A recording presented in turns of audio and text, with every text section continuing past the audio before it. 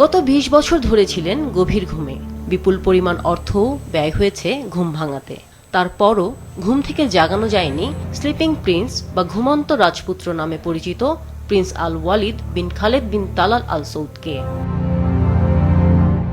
১৯৯০ সালের এপ্রিলে জন্ম নেয়া প্রিন্স আল ওয়ালিদ ছিলেন সৌদি রাজ পরিবারের একজন বিশিষ্ট সদস্য এবং প্রিন্স খালেদ বিন তালাল আল সৌদের জ্যেষ্ঠ পুত্র।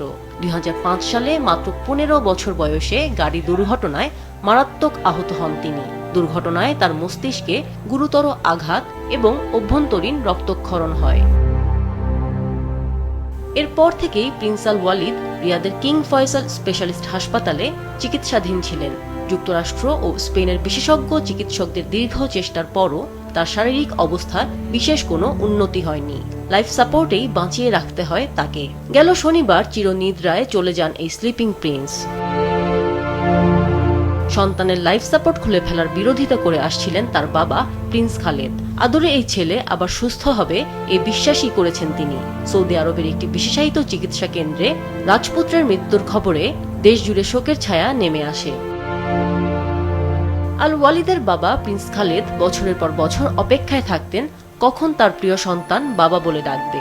ছেলের প্রতি বাবার এই স্নেহ ও ভালোবাসার দৃষ্টান্ত বহু মানুষের মাঝে স্মরণীয় হয়ে থাকবে।